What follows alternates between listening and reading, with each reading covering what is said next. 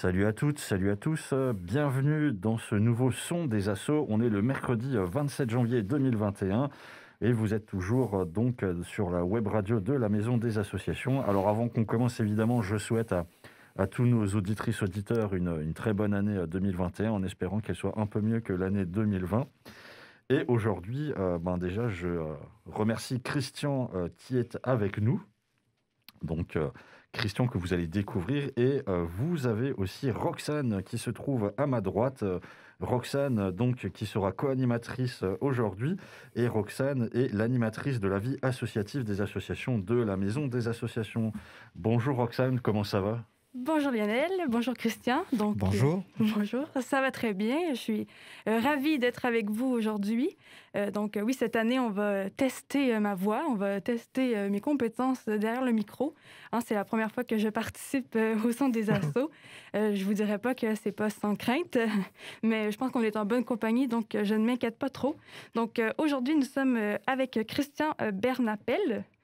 Donc, Christian est président, en fait, de l'association IMPAC, l'Institut de pratique des arts chinoises traditionnels, une association de droit local créée en 1983. Et donc, Christian a plusieurs chapeaux. Il est aussi président de la Fédération des arts énergétiques et martiaux chinois. C'est bien ça? Tout à fait. Oui, donc merci d'être avec nous aujourd'hui. Merci de m'avoir invité. Ça fait plaisir. Donc aujourd'hui, nous allons parler d'art chinois. On va parler d'arts martiaux, pardon. On va parler aussi de la reprise du sport ou de la non-reprise du sport.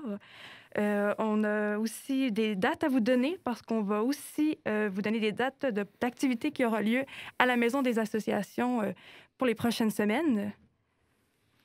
Oui, tout à fait. Et déjà, merci effectivement à toi, Christian, d'être parmi nous. Et félicitations pour les nombreuses casquettes que tu as.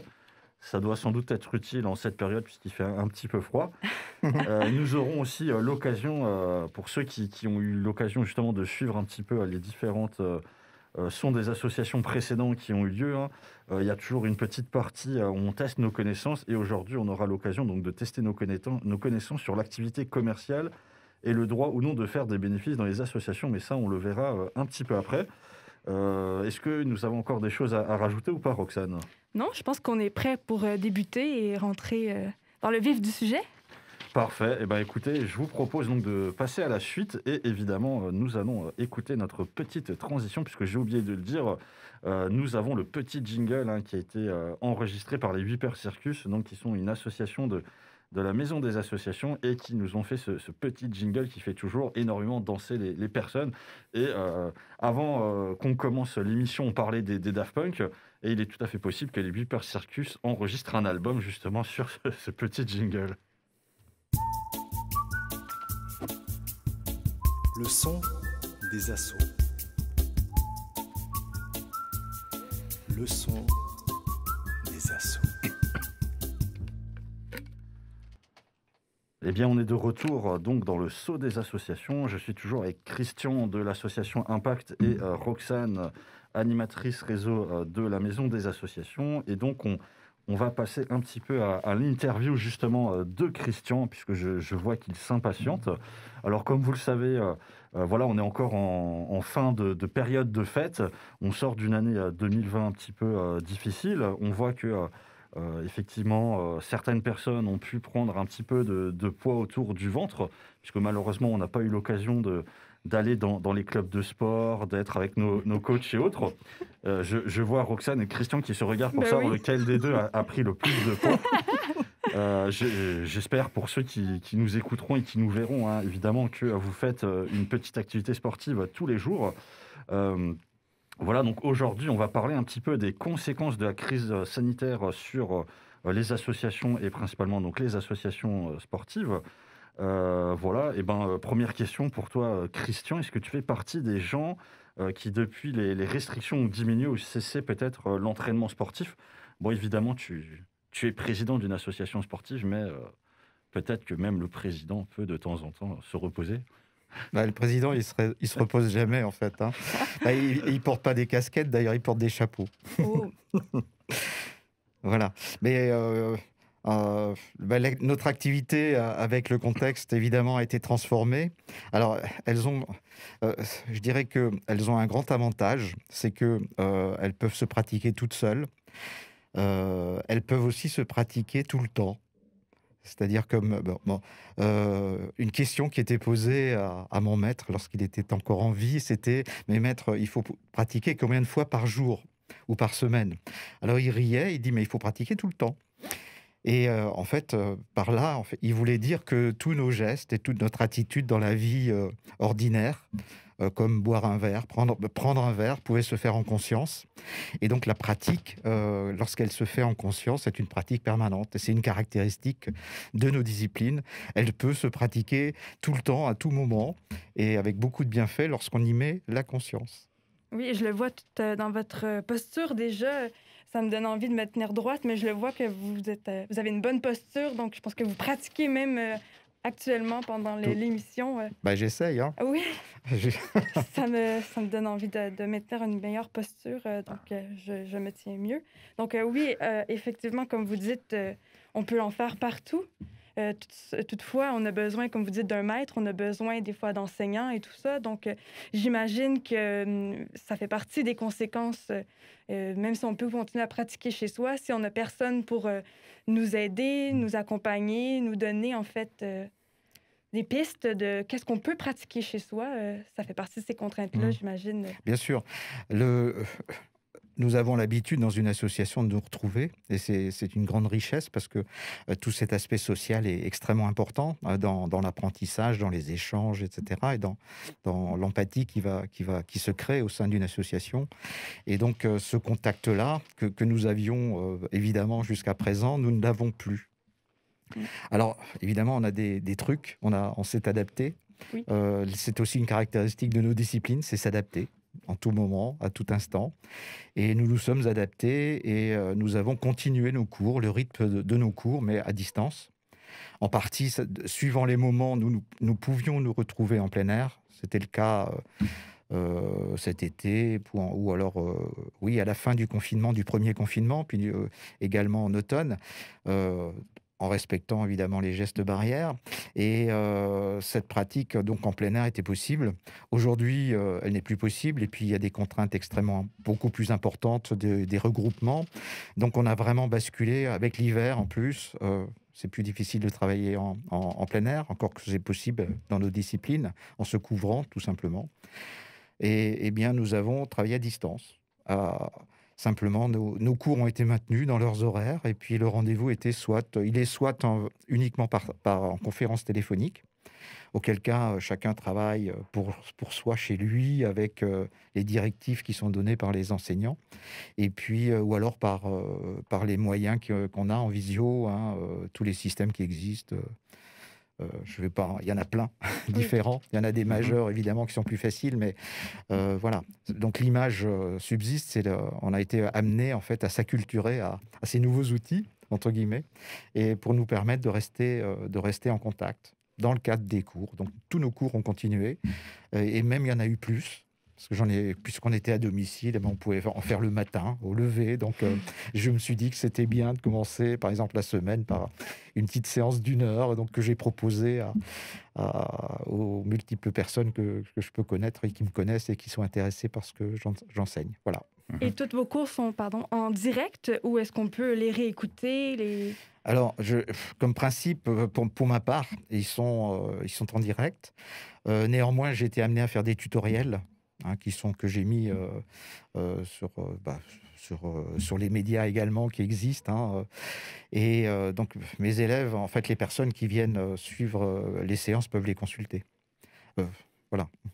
J'aimerais rebondir sur ce que tu disais au début quand tu parlais justement d'être toujours en entraînement. Est-ce que justement le fait de s'entraîner effectivement quotidiennement, le corps et l'esprit, ça t'a permis à toi et peut-être aussi aux membres d'Impact peut-être de mieux traverser la crise? Comment justement le fait d'être dans un club où il y a justement ce côté physique mais aussi énergétique et en même temps spirituel, ça permet aux gens peut-être, je sais pas, d'être plus calmes ou ou de mieux maîtriser leurs émotions, ce genre de choses? Comment ça se passe? Alors, c'est assez étrange parce que il y avait une crainte au départ que les gens ne viennent plus. Je dois dire que les nouveaux qui sont venus en début d'année, ils ont eu du mal à accrocher parce que le langage n'était pas acquis, etc. Il y en a quelques-uns quand même qui ont tenu. Mais les anciens sont là et pour eux, c'est une fête de se retrouver. Ils sont là à l'heure, c'est absolument incroyable. Ils sont présents et donc cette empathie qu'on a en physique, on l'a retrouvée en fait en distanciel. Et alors, il y a ce phénomène étrange.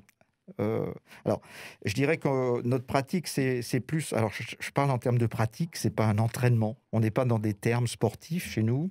On est plutôt dans des termes qui sont de la pratique. Et c'est d'activité physique, évidemment, et puis également pour l'esprit et pour le cœur, hein, bien sûr. Et après, le spirituel, chacun va chercher la spiritualité qu'il a envie de trouver dans ses disciplines. Moi, je n'interviens pas dans ces domaines-là, mais ces pratiques, en fait, nous permettent de rentrer dans une conscience de soi, par la respiration, par l'attention et puis par le geste. Alors, le geste qui est caractéristique parce que c'est un geste lent. Et très paradoxalement, le geste lent, lui, il permet, par le relâchement, de pouvoir disposer de ces gestes très rapidement quand on en a besoin. Donc c'est assez intéressant, c'est ce contraste en fait. Le tai chi, c'est une discipline où on pratique habituellement très très lentement, mais ça permet en fait de détailler, de prendre conscience de tous les détails du mouvement qui peuvent se passer lorsque, par exemple, j'ai l'intention de boire. Par exemple, j'ai ma tasse de café là. Qu'est-ce que je vais faire? J'ai dit je veux boire quelque chose. Eh bien, mon corps se mobilise pour aller chercher la tasse. La main s'ouvre, etc. Et très précisément dans sa trajectoire. Et finalement, le geste conscient, c'est ça. C'est prendre conscience de cette trajectoire, ne pas rentrer dans un automatisme. Mais bénéficier de la conscience de ce geste jusque-là. À ce moment-là, ça introduit en fait la communion entre le geste et l'esprit. C'est-à-dire qu'au niveau cognitif, il y a un lien se crée. Et quand on crée ce lien, et quand on y rajoute la respiration, parce qu'elle est très présente, et l'intention du geste, à ce moment-là, on crée un triptyque qui est extrêmement enrichissant pour d'abord s'apaiser, pour retrouver son centre, sa dimension corporelle dans l'espace, non seulement corporelle, mais aussi, c'est ce qui nous entoure. Et alors, lorsqu'on fait ça, chacun, chez soi, c'est très étrange. Il y a un phénomène magique, je ne pourrais pas le décrire, mais c'est quelque chose qui a été vécu par tous les participants. Il y a un lien qui se crée entre nous. Alors ça nous dépasse, c'est vraiment étrange. Et à la sortie de la séance, c'est comme si on avait été ensemble. On a fait ensemble, on a partagé quelque chose de fort, chacun chez soi, et il se crée quelque chose qui fait qu'on était ensemble. Et ça, c'est magique. Oui, vous Voilà. avez cette chance, malgré le confinement, de vivre ce moment d'échange. Oui, c'est très bien. Quand vous parlez de respiration, je vois la méditation, en fait. Moi, je fais de la méditation, ça ressemble un peu à ça. On prend conscience de l'air qui rentre et qui sort, on prend conscience de notre corps, de l'espace qu'on occupe dans une pièce. Et donc, oui, c'est très apaisant. Je crois qu'il y a beaucoup de gens qui en auraient besoin pendant cette période assez difficile qu'on traverse en ce moment. Donc, moi, j'aimerais bien qu'on ait aussi parlé un petit peu de votre deuxième chapeau. C'est bien ça. Celui de votre chapeau de président de la fédération. En fait, je sais qu'actuellement, les associations rencontrent, surtout les associations sportives, doivent payer des licences pour pouvoir accéder parfois à des tournois et tout ça. Vous me parlez que c'est beaucoup... ça ressemble à être beaucoup individuel, collectif aussi. Est-ce que vous avez des tournois avec votre association Impact? Alors, l'association proprement dite, Oui. Pas, mais la fédération propose des activités, évidemment qui se compliquent beaucoup lorsqu'on est dans le contexte actuel. Oui. Mais néanmoins, des suggestions et des propositions sont faites. En temps normal, on se retrouve. Comme c'est une fédération, elle est implantée sur l'ensemble du territoire. Hein. Il y a 750 associations, 20 000 pratiquants, en fait, qui sont répartis sur le territoire français et en Outre-mer. Et donc, il y a un tas d'animations qui sont, des rencontres qui sont prévues, qui peuvent être compétitives ou culturelles. Et en ce moment, par exemple, comme on ne peut pas se retrouver physiquement, eh bien, sauf pour les formations, hein, les formations restent maintenues. On a le droit de se retrouver physiquement avec les gestes barrières pour quand les gens sont dans une formation diplômante officielle. Comme notre fédération est agréée, elle délivre évidemment des diplômes qui sont reconnus par l'État, et donc on rentre dans ce dispositif. Et par contre, on a mis en place des conférences tous les 15 jours, le vendredi soir, de 19h à 20h. On invite des gens très multiples, des acupuncteurs, des énergéticiens, des personnes qui sont dans notre domaine à nous, mais aussi plus large, de façon plus large, dans le taoïsme. Donc on a pendant 1 heure une conférence de ces personnes qui sont éminentes en général, hein, parce qu'on les connaît toujours de longue date. Ce sont des gens qui sont des écrivains ou qui ont produit des travaux. Et on garde un lien très puissant à travers ces conférences, hein, où on retrouve 500 personnes, c'est absolument incroyable, ou 600 même dans certains cas, qui se connectent en fait sur les webinaires qu'on a mis en place. Tous les 15 jours, enfin ça dépend, on a un calendrier qui est établi. Donc ça, c'est un point qu'on a mis en place pour compenser en fait cela. Et je dirais le travail technique, il est plutôt, on le confie, on le délègue entre guillemets, comme de tout temps aux associations. Et donc elle relaye, comme nous le faisons à Strasbourg dans le cadre de l'association Impact, des cours à distance. Et puis ils se retrouvent, hein, il y a des trucs, hein, des fois aussi quand même pour se retrouver. On est un petit peu agile. Et, oui. Je n'en dis pas plus. Non, faut pas se mouiller. Non. Il faut être innovant et Voilà. et donc parfait, oui. Et donc j'imagine, étant donné que ces licences-là ont un coût et que les participants à l'association Impact ont dû payer pour cette licence-là. Et donc je sais que chaque fédération fonctionne un peu différemment. C'est ouvert selon leur statut. Donc j'imagine, je me demandais si certaines fédérations pensaient prolonger certaines licences ou annuler ou rembourser aux associations, ou si vous n'avez pas encore, étant donné que vous maintenez... Oui, comme on n'est pas dans le sens d'un... l'esprit, en fait, d'une licence, chez nous, ce n'est pas de payer, mais c'est de contribuer à un ensemble qui a ses valeurs. Et donc, chez nous, ça coûte 32 € par an. Ça reste très, très modeste quand on fait le prorata par rapport mensuellement. Et donc, bien entendu, on a une baisse très, très sensible, hein, au niveau de la fédération des licences. C'est de l'ordre je dois être en ce moment entre 35 et 40%. C'est quand même pas négligeable parce que ça a un impact très, très fort sur les équilibres financiers de la fédération. Donc, heureusement que l'État nous aide par des subventions pour compenser. Et donc, on arrive pour l'instant, cette première année de difficulté, à trouver un équilibre. Si ça continue, je ne sais pas trop, on est un petit peu dans l'expectative. Donc, nous avons convenu finalement avec nos adhérents qu'on ne rembourserait pas la licence. Donc, en contrepartie, évidemment, il y a pas mal de personnes qui ne se licencient pas. Et au vu des difficultés, de la baisse des licences, quand même, on a fait finalement, à décembre, on a fait un appel à dons. Oui. En disant, voilà, on a du mal, on a besoin de vous. Si vous avez des sous, partagez-en un petit peu avec nous. Vous pouvez les déduire des impôts. Enfin bref, le système habituel.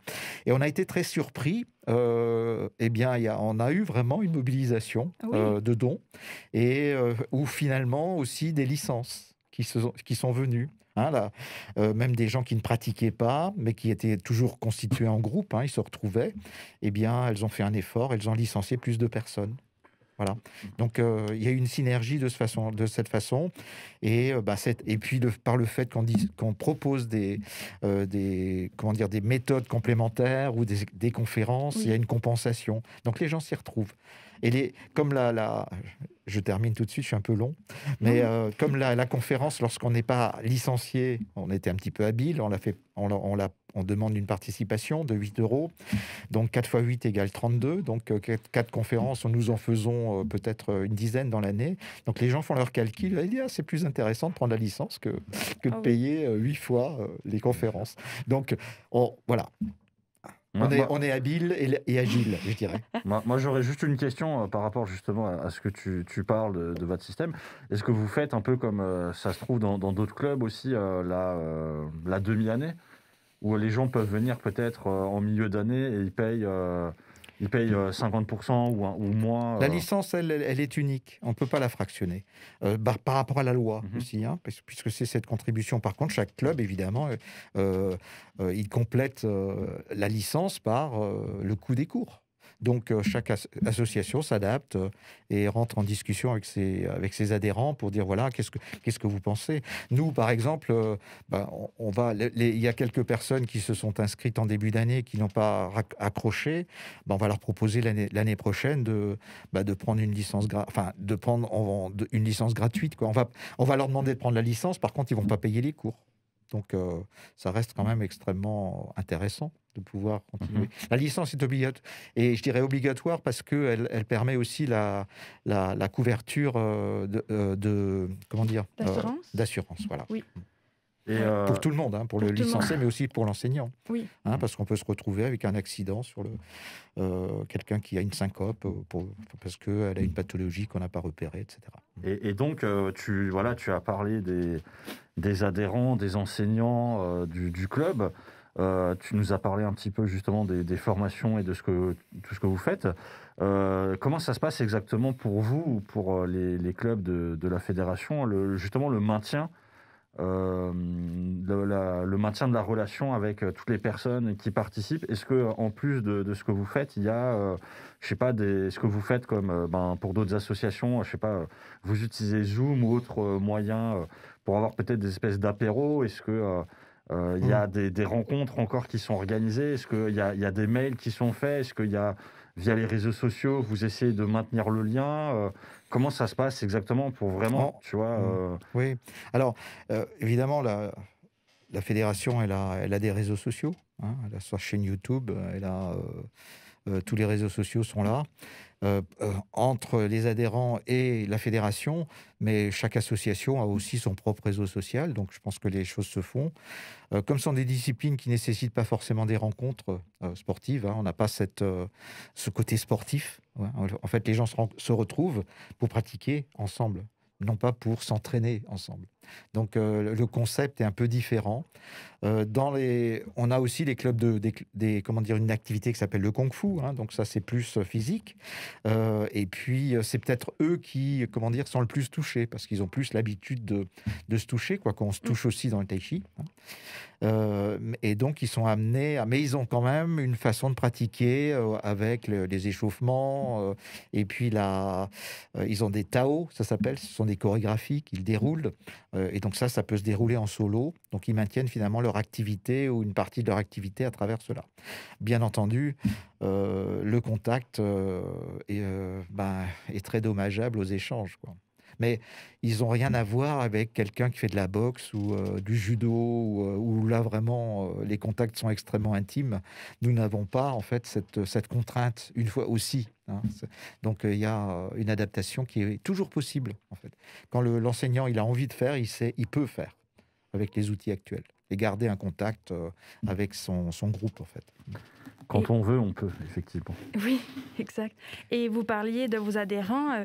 On se demandait plutôt avec Lionel, les adhérents, est-ce que vous avez en fait de tous les âges? Est-ce que vous sentez que le Tai Chi, est-ce que c'est plutôt... est-ce qu'il y a un public cible que vous avez remarqué, par exemple?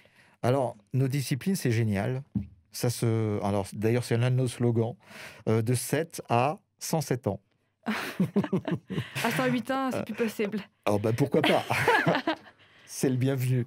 Mais voilà. Donc, on a 3 grandes catégories. C'est le Qigong, la pratique du Qigong, la pratique du Tai Chi Chuan et la pratique du Kung Fu. Alors, le Kung Fu, c'est les plus jeunes, les plus dynamiques. Hein. Ils aiment bien se frotter, etc. C'est le combat, etc. Le Qigong, c'est plus près du yoga. Mais ce qui distingue le Qigong du yoga, c'est que nous avons plus de mouvements construits. Le mouvement est très présent dans le Qigong, mais ce sont les mêmes principes que le yoga, finalement, au niveau de la tension, de la respiration, etc. Et c'est cumulé avec la médecine traditionnelle chinoise, bien entendu. Ce qui est le cas aussi pour le yoga, d'ailleurs. Et puis le Tai Chi, alors lui, il se retrouve un petit peu entre les deux. Et ça, c'est très bien. C'est autant du Qigong, finalement. Mais c'est aussi du kung-fu dans la mesure où il est appliqué sous forme de mouvements lents ou diverses pratiques. C'est un art martial. Tai Chi Chuan, ça veut dire la boxe du fait suprême. Le fait suprême, c'est la poutre du toit. Le Qigong, ça veut dire travail de l'énergie, tout simplement. Hein. Et le kung-fu, c'est le combat, c'est se frotter. Mais kung-fu, dans la réalité, ça veut dire faire une bonne affaire.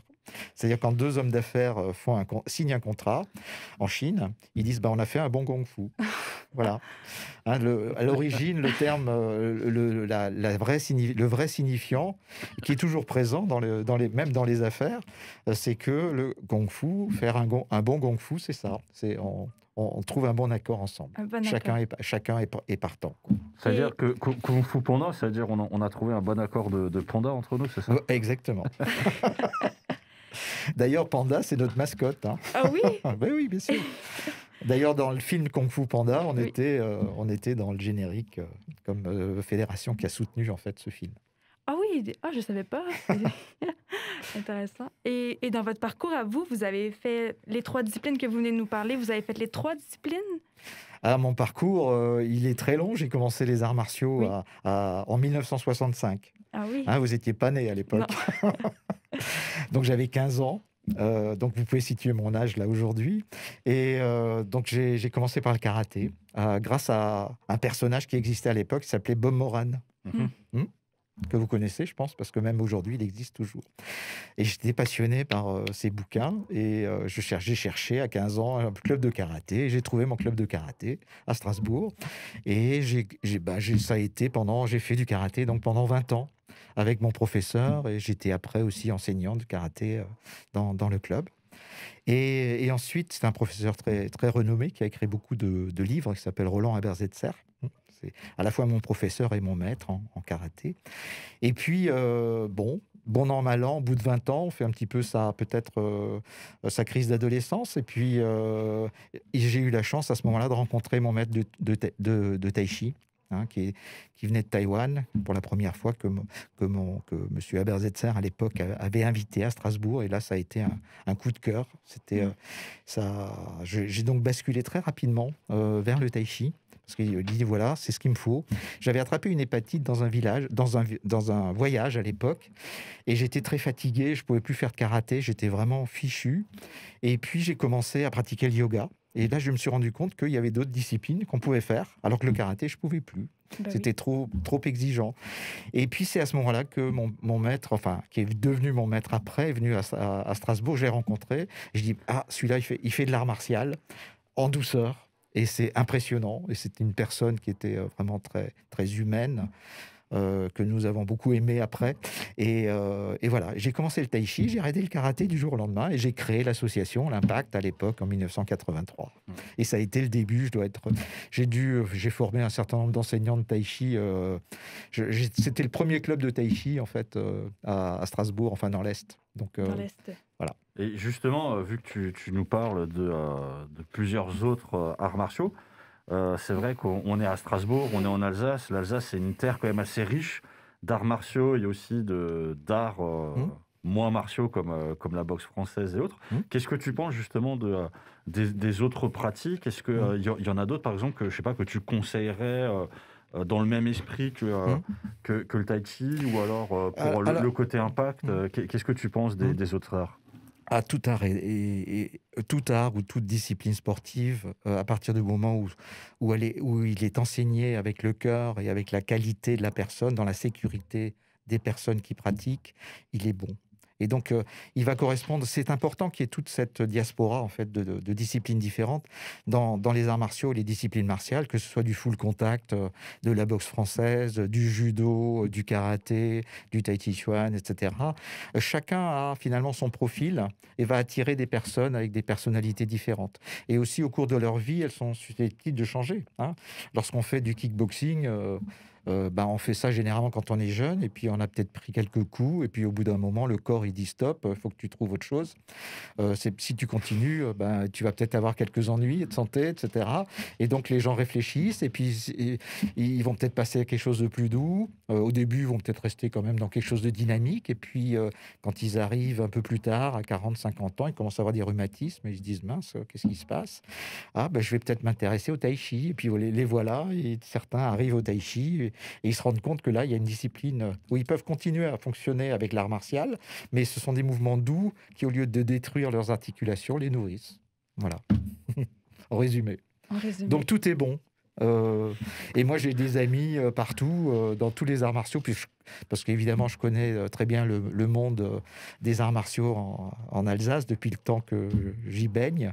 Et j'ai des grands amis qui sont des terreurs sur le ring. Hein. Voilà. Tu connais peut-être André Panza, alors, non? Évidemment, bien sûr. André, et s'il m'écoute, là, il saura on va rire, quoi. Bien sûr, on a toujours qu'est-ce qu'on a pu rire. Et son père aussi, qui était vraiment un personnage incroyable. Enfin, c'était le premier, l'un des pionniers, en fait, des arts martiaux à Strasbourg. Voilà. Et j'ai toujours été, on a toujours eu des échanges très chaleureux. Oh. Tu avais peut-être une dernière question, Roxane, sur la partie interview, je crois? Non, je crois qu'on a bien fait le tour. Je vois juste que le temps avance et je me dis que si on a envie un peu de s'amuser et de découvrir, ce serait peut-être le temps, en fait, de passer. Vous avez apporté, vous, je dirais du matériel, mais on dit que c'est des... Je ne vais pas appeler ça des armes. C'est des attributs. Des attributs. On attribue ça, on dit chez nous, c'est des attributs. Des attributs. Je vous explique pourquoi. Parfait. Donc, je vous laisserai peut-être nous présenter ces attributs.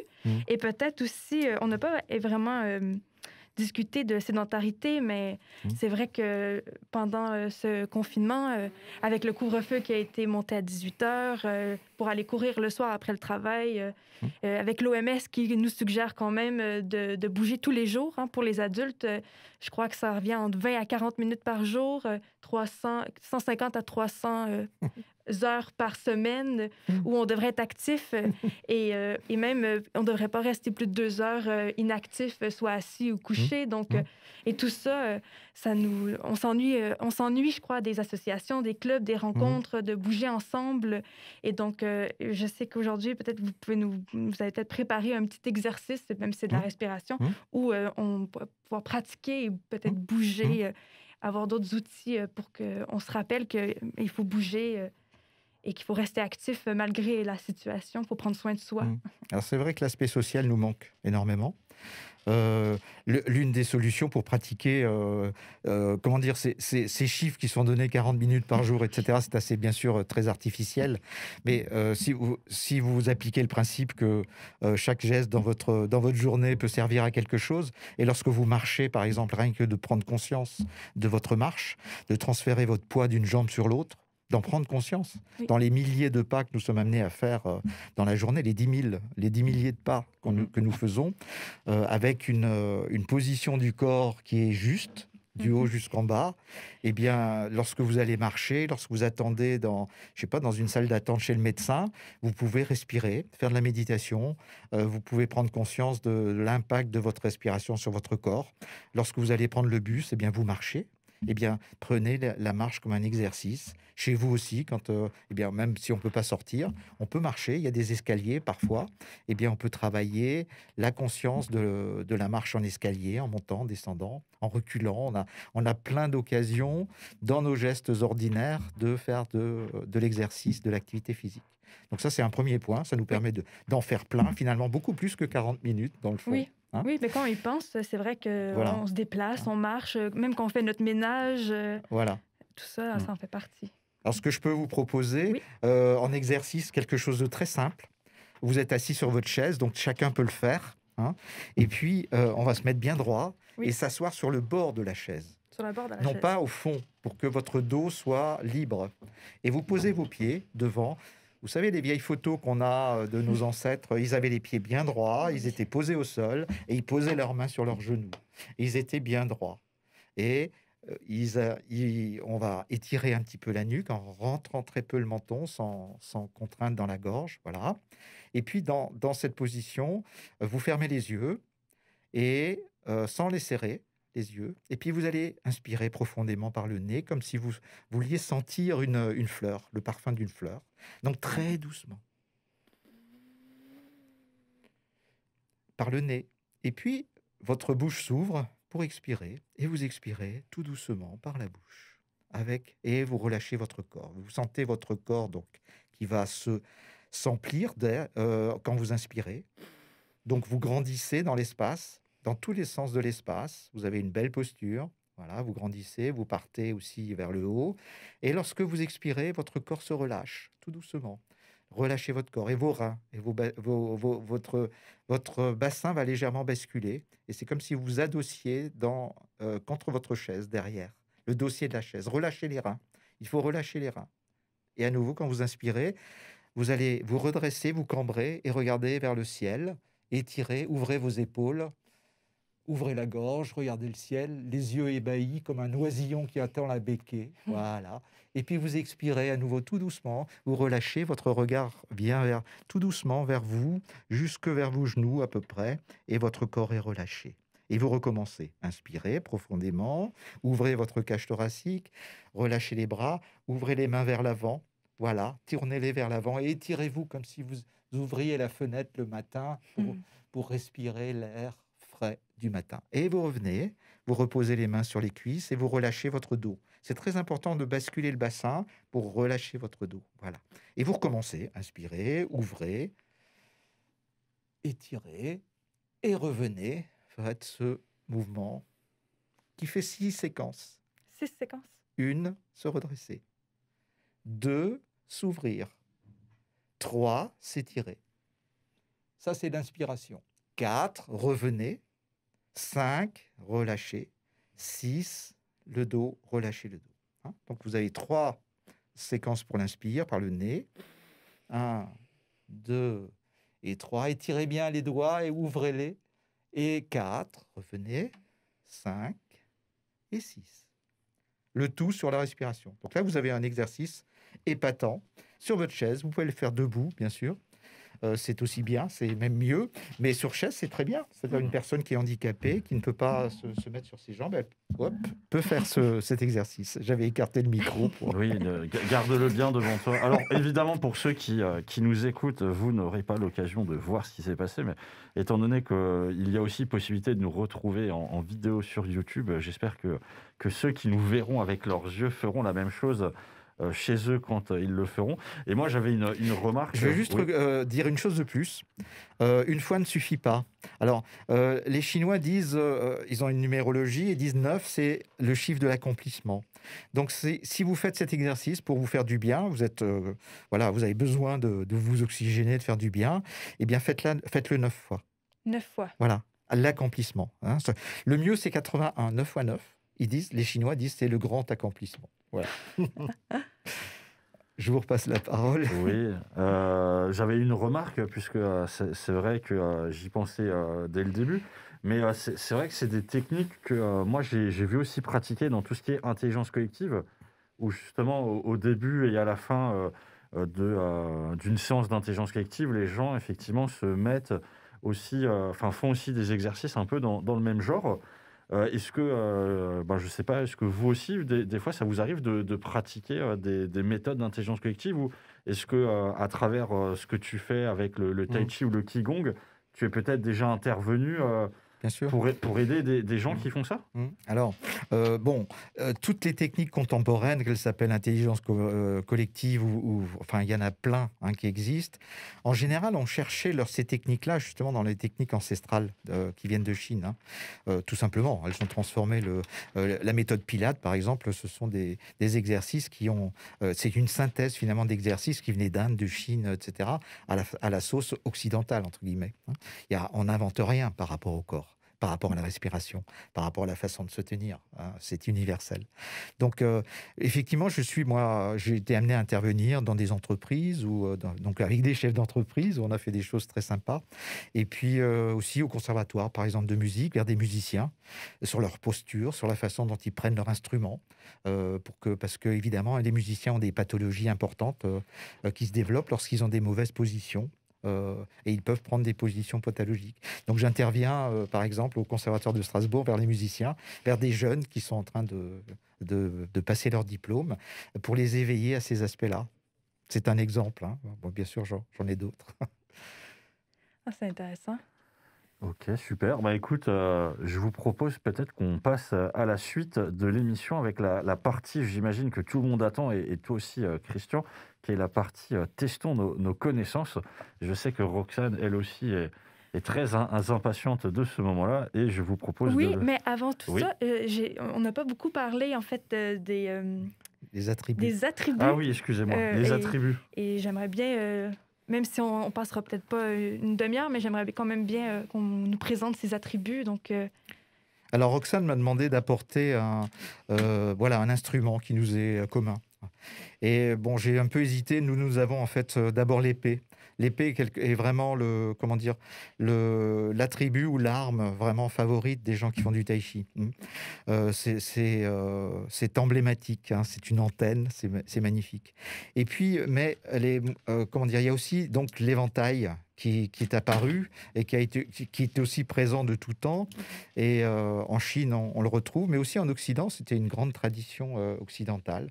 Et d'ailleurs, à une certaine époque, les éventails chinois étaient fabriqués en France, hein, au XVIIIe siècle, bien sûr. C'est très étonnant. Nous avions développé une connaissance extraordinaire en France sur la fabrication des éventails. Pas seulement en France, c'était aussi en Angleterre. Hein. Et donc, voilà les éventails sont utilisés comme des techniques d'épée. Alors ça paraît beaucoup plus pacifique. Donc ce sont des éventails qu'on met dans la main et puis qui nous permettent de voler d'une façon très agréable. Et puis de fermer, de piquer, de taper, de couper, etc. Donc on a tous les éléments de l'éventail qu'on va retrouver dans les disciplines, dans les applications martiales de l'épée. Et en plus, avec le bruit, eh bien, il est réputé pour chasser les mauvais esprits. Alors je vous fais entendre. Voilà, ça c'est l'ouverture de l'éventail, la fermeture, l'ouverture. Voilà. Donc on va travailler avec cet instrument d'une façon qui est très élégante, avec les gestes du tai chi. Et c'est très beau à voir.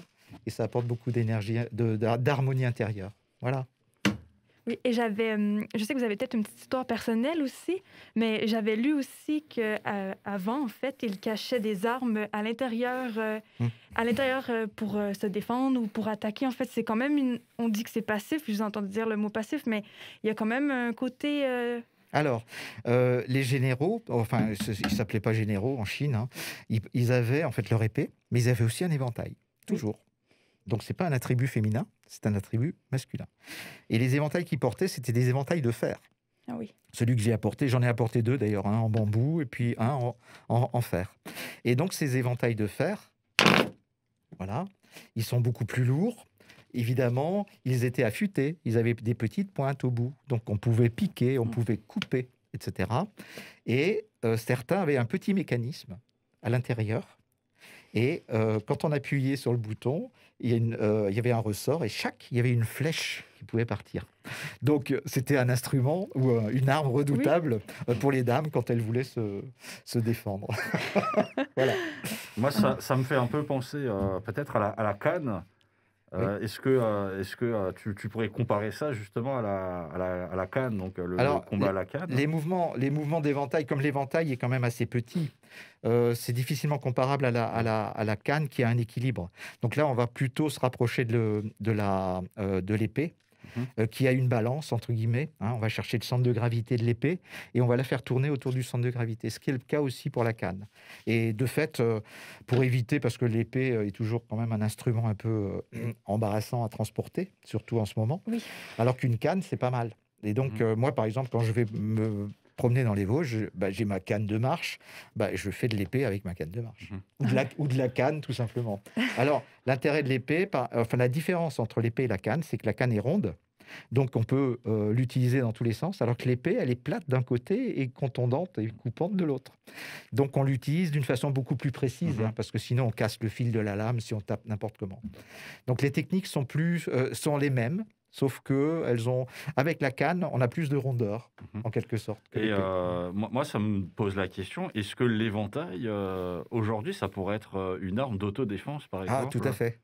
Ah bien sûr, ça se met. Alors mon maître, à l'époque, il s'amusait, il avait sa manche et puis il mettait son éventail. Il dit, voyez, l'épée, ça se voit tout le temps, mais l'éventail, ça se voit pas. Vous mettez ça dans votre manche et ça peut vous servir comme vous voulez, ça se voit pas. Voilà, donc effectivement, ça peut avoir une vocation tout à fait intéressante quand c'est un éventail qui est adapté, bien sûr, parce qu'en bambou, c'est quand même assez fragile. Mais encore que. Et surtout, c'est ce bruit est extrêmement surprenant, quoi. Ça fait, la première fois qu'on ouvre un éventail, les personnes sont effrayées, quoi. Oui. Donc c'est une forme d'intimider son adversaire. Voilà. Exactement. Surtout s'il y a une petite flèche qui est cachée dans votre éventail et qu'à l'aide d'un petit bouton, vous pouvez endormir votre adversaire. Voilà. Merci de nous avoir présenté cet attribut. Et donc, si vous êtes d'accord, on pourrait passer au moment où on teste nos connaissances. Oui, qui est le moment que tout le monde attend avec impatience. Je vous propose de passer à cette partie après, évidemment, avoir écouté le jingle des Whipper Circus. Le son des assauts. Le son des assauts. Et nous voilà de retour dans le son des associations. Je suis toujours avec Christian de Impact et avec Roxane, l'animatrice réseau de la Maison des Associations. Et donc, Roxane, tu voulais nous faire jouer. Oui, en fait, je n'ai pas mis Lionel dans la confidence, mais toutefois, là, il a les questions devant lui, mais il les a eues qu'aujourd'hui. Donc, j'ai prévu avec Fabienne Orban, la conseillère en gestion associative de la Maison des Assos, 2 petites questions. Et ces questions portent en fait sur le milieu associatif, mais au vu de la situation particulière qu'on rencontre actuellement, il y a un ralentissement de l'activité associative. Donc, là, vous nous en avez parlé, c'est très important de rester en contact avec ses adhérents, d'essayer de s'adapter, de donner des visioconférences, des conférences et tout ça. Donc, ça, c'est super. Après, il y a quand même un ralentissement. Donc, il faut réfléchir à la reprise.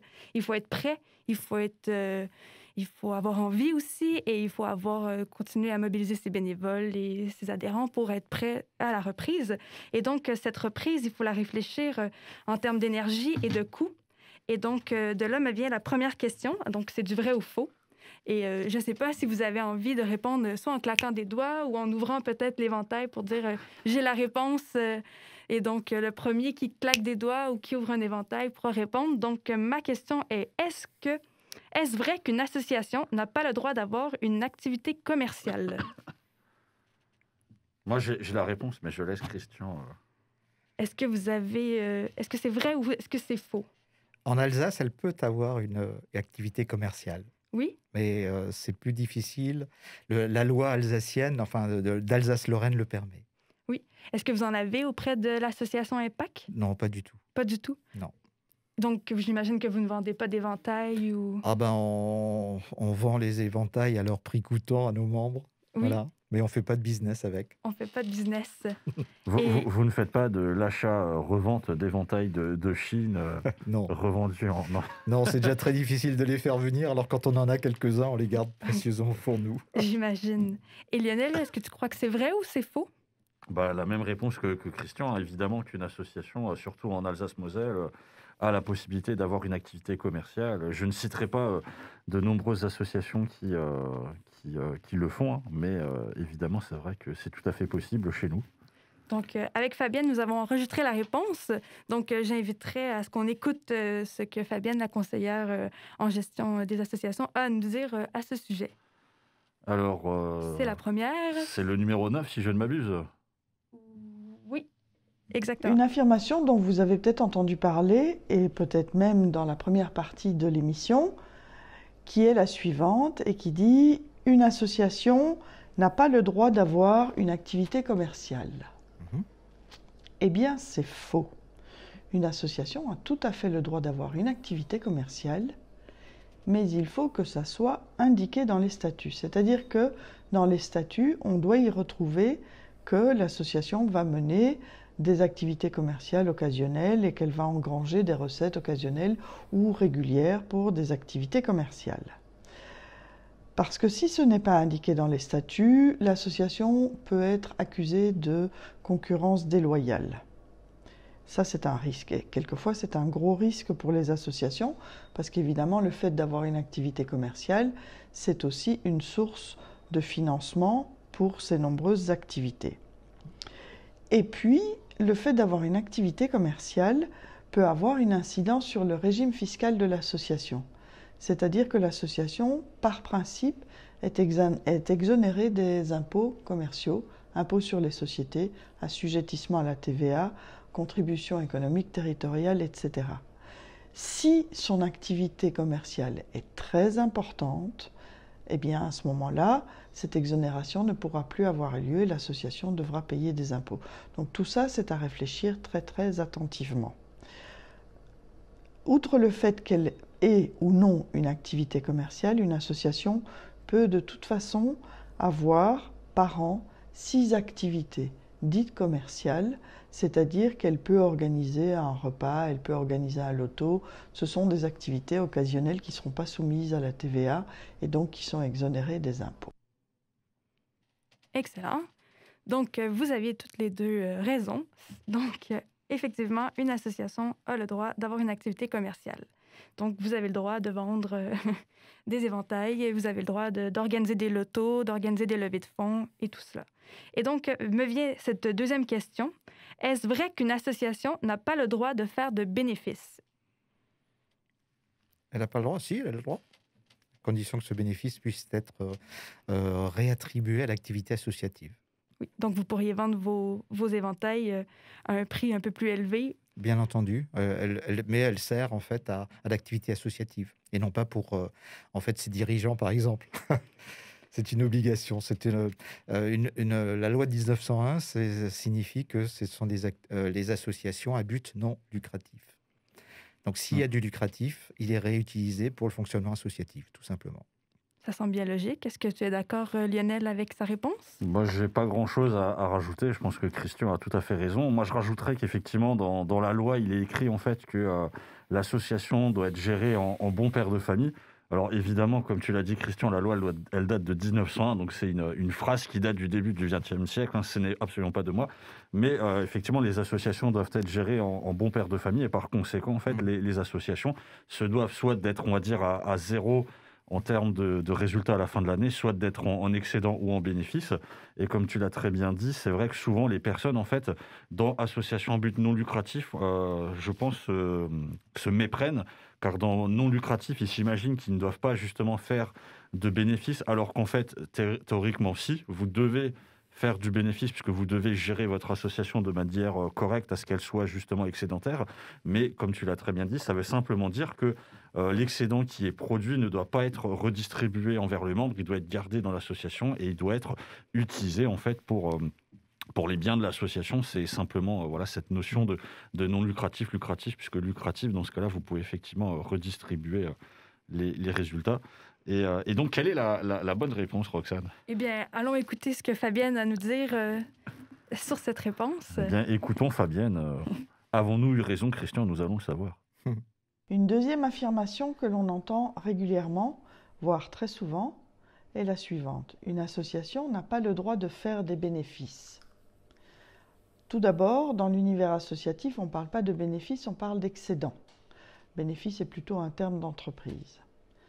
Et cette affirmation est fausse également. Une association a tout à fait le droit de faire des excédents ou des bénéfices. Les gens l'entendent mieux comme ça. Et souvent, en fin d'année, la maison des associations reçoit des appels en disant « Madame Orban, comment fait-on pour réduire à zéro nos bénéfices? C'est pas possible, on fait un repas avec les bénévoles. » Il n'y a pas besoin de faire un repas avec les bénévoles, vous pouvez tout à fait faire un excédent, vous pouvez tout à fait avoir un résultat excédentaire pour l'année qui se termine. La seule différence, c'est que ces bénéfices, cet excédent, ne peut pas être partagé entre les membres. Ils doivent être réinvestis obligatoirement pour l'objet de l'association, pour les activités que l'association va mettre en œuvre. D'un point de vue fiscal, il faut éviter de constituer un matelas. Effectivement, l'association n'est pas là pour engranger de l'argent, pour faire un matelas comme on pourrait le faire de manière individuelle dans notre propre budget de famille, mais les bénéfices servent à être réinvestis, c'est-à-dire servent à faire de nouvelles activités, à proposer de nouvelles actions au public auquel s'adresse l'association. Les provisions doivent être faites pour couvrir les risques et les activités réelles. Et on le voit très bien aujourd'hui dans le contexte dans lequel nous sommes. Les associations qui n'ont pas ou peu fait d'excédent se retrouvent avec la crise sanitaire qui est la nôtre aujourd'hui et les activités qui ont été rendues impossibles, qui ne peuvent plus se faire, des associations très fragiles, des associations qui vont peut-être mettre la clé sous le paillasson parce que justement, elles n'avaient pas de bénéfices, pas d'excédent, donc une trésorerie très difficile et pas du tout de vision pour l'avenir et un petit matelas justement qui leur permettrait de traverser la tempête. Alors, je précise juste que ni Christian ni moi n'avions les questions en avance, parce que je trouve que nos réponses étaient assez proches de ce qu'a dit Fabienne. Je ne sais pas ce que tu en penses.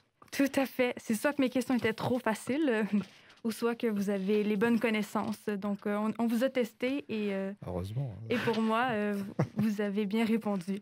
Mais c'est des questions qui reviennent malgré tout très souvent. Donc, c'est important d'en parler et de donner l'information. Et si, par exemple, vous êtes une association avec d'autres questions comme celle-là, n'hésitez pas à écrire à Mme Fabienne Orban. Son courriel, c'est conseil@mdas.org. Donc, vous pouvez la contacter, lui poser toutes les questions que vous avez besoin. Elle est là pour vous conseiller, pour vous orienter. Et c'est un service gratuit, donc utilisez-le. Je rebondis juste sur effectivement ce que disait Roxane. Je ne sais pas pour toi, Christian, mais moi, souvent, j'ai beaucoup d'AG associatifs dans l'année. Et c'est vrai que cette question, les deux questions qui ont été posées reviennent. J'ai même eu pendant certaines AG, pendant 1 heure, les gens qui se posaient sur la deuxième question. Donc, le principe est très simple, c'est un principe de précaution. Et une association bien gérée, je parle à plus forte raison d'une fédération, il vaut mieux ça s'appelle les fonds propres en termes comptables. Et donc, et les fonds propres, il faut les calculer sur un an de fonctionnement de l'association. Et c'est sain d'avoir des fonds propres suffisants pour couvrir une année d'exploitation de l'association, parce que ça apporte une sécurité. Et là, dans le cadre du confinement, c'est évident. Supposons qu'une association ait besoin de locaux. Évidemment, pour reprendre son activité, elle est obligée de garder ses locaux. Et donc, elle a des frais de gestion des locaux. Quand ce n'est pas la ville, évidemment, qui les met à disposition, mais dans certains cas, il y a des coûts qui sont constants, qui tombent chaque année, enfin chaque mois. Et donc, si les fonds propres de l'association ne sont pas suffisants, à ce moment-là, effectivement, il y a des difficultés financières qui se proposent. Donc, il faut un matelas, il faut une tirelire, je dirais, suffisante, pas excédentaire, évidemment. Il faut être prudent par rapport à cela. Mais il faut prendre son... Pour nous avons... j'ai toujours utilisé cette règle dans le cadre de mon association et dans le cadre de la fédération. C'est que sur une année, il y a un chiffre d'affaires, ce sont les cotisations. Eh bien, en précaution, on a entre 30 et 50% de fonds propres d'une année. C'est ce qui nous permet d'être tranquille. Et c'est le cas. On a été bien récompensés de faire ça, comme les écureuils. On a mis quelques bonnes petites choses de côté qui nous permettent de vivre sans avoir de soucis majeurs. Une année. Alors, quand ça continue, c'est plus compliqué. Mais en même temps, l'État aussi nous aide, si on a besoin. Oui. Les conseils de Christian, tout à fait à prendre et à noter, comme ceux de Fabienne. Tu avais peut-être quelque chose à rajouter encore, Roxane, sur cette partie ? Non, je me dis que le temps avance et ça va bientôt faire 1 heure, donc on va compléter... On va finir effectivement notre émission après ce petit jingle. Le son des assos. Le son des assos. Et on est de retour, je suis toujours avec Christian d'Impact et Roxane de la MDS. Donc on arrive à la fin de notre émission et avant de vous quitter, je vous propose simplement de prendre vos crayons pour ceux qui nous écoutent et qui nous regarderaient aussi et de noter les quelques dates que je vais vous donner. Donc le 16 février aura lieu la prochaine soirée d'information sur les responsabilités des associations et des dirigeants Covid-19 de 18h15 à 20h15. Ça aura lieu en visioconférence. Le 10 mars, vous aurez la journée multi-conseil à la MDS entre 14h et 18h. Donc, vous avez des consultations gracieuses de 30 minutes dispensées par des experts. Et pour pouvoir y participer, il suffit tout simplement d'envoyer un mail avant le 8 mars à conseil avec un s @mdas.org. Donc, conseil avec un s @mdas.org, qui est le même email que celui de Fabienne. Et en février, nous aurons aussi la prochaine émission du Son des associations qui portera sur la santé et le lien social, ce qui manque à beaucoup en ce début d'année 2021. Et pour pouvoir participer, n'hésitez pas à contacter Roxane, qui se trouve juste à côté de moi. Donc l'email de Roxane, c'est projet avec un s @mds.org. Et évidemment, je remercie Christian qui était parmi nous. Donc le site internet d'Impact, c'est taichi-impact.fr, donc Taichi TAICHI-impact.fr.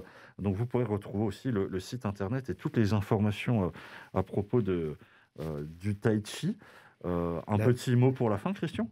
Oui, et le site de la fédération, peut-être, c'est intéressant parce qu'il y a plein d'informations intéressantes sur nos disciplines, sur les disciplines qui vous intéressent, si vous êtes intéressé par les arts énergétiques et martiaux chinois.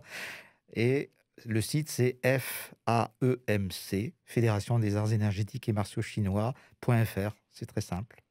Et vous découvrirez toutes nos vidéos, les tutos, enfin des centaines de vidéos. Il y a un foisonnement extraordinaire sur notre chaîne YouTube, entre autres. Voilà. Et puis, un message que je peux vous donner, restez joyeux, profitez de la vie, profitez du bonheur, de ce que vous apporte même la situation actuelle. Il y a plein de petits bonheurs autour de vous, n'hésitez pas à les prendre à bras-le-corps. Et puis, prenez patience. Toutes ces choses-là vont passer. Mais gardez quand même la joie en vous, c'est très important pour vous renforcer au niveau de votre énergie. Merci à toi, Christian. Beaucoup. Et toi, Roxane, un petit mot pour la fin ? Eh bien, je suis très heureuse d'avoir fait cette première expérience avec vous deux. Merci beaucoup. Et puis, je garde mon sourire et la joie de vivre. Ah, super. Écoute, on gardera ça pour la fin. Moi, évidemment, je remercie Christian d'avoir été parmi nous. Je remercie Roxane aussi d'avoir été parmi nous. Encore une fois, je souhaite une bonne année 2021 à toutes les personnes qui nous écouteront et qui nous verront. Et on se retrouve donc en février. N'hésitez pas à contacter Roxane, projet@mdes.org, si jamais vous voulez participer. Et on se retrouve donc en février. Ciao.